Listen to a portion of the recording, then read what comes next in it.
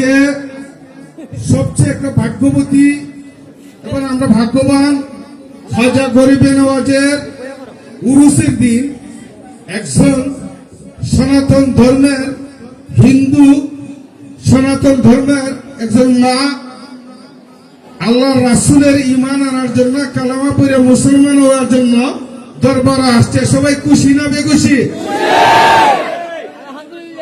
আমরা এখানে জিজ্ঞেস করব যে ওই মা মুসলমান হইতো নিজের ইচ্ছাকৃত না, আমরা কি কেউ কোনো জোর করি কিনা, এটা আমরা জানার দরকার আছে কিনা?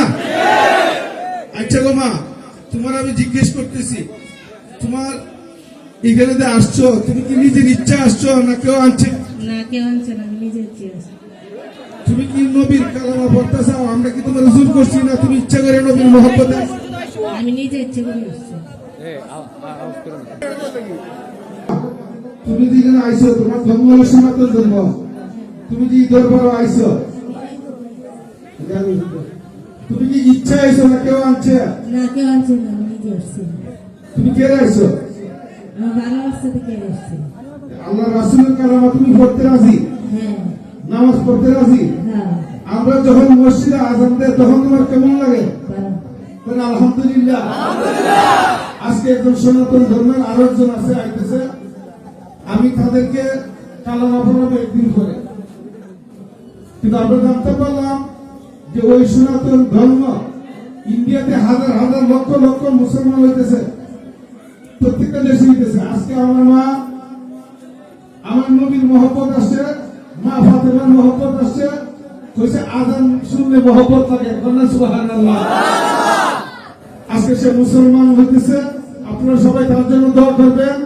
আমিও আপনাদের কাছে করজোর করে বলি, ওই একটা বিধর্মী আমাদের ধর্মে আসতেছে, তার জন্য যদি আমার কিছু করতে হয়, আমার যদি কোনো সম্পদ রাখতে হয়, আমি দিকে বলছি খুশি না বেদা? খুশি খুশি খুশি।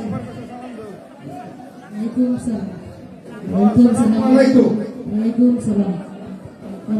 আসসালামু আলাইকুম। সবাই দোয়া করেন। আমাদের দোয়া করেন, আমাদের ধর্মাসে আমাদের সবাই করতে হবে।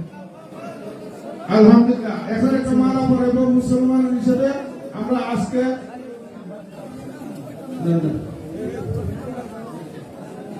একটা মালা পড়াবো আমরা, সে আমাদের ধর্মে আসছে, করে পূরণ করা ঠিক কিনা? আনন্দ দেওয়া ঠিক কিনা? নারায়ে রিসালাত, নারায়ে রিসালাত, নারায়ে রিসালাত, নারায়ে রিসালাত। আলহামদুলিল্লাহ। যাও।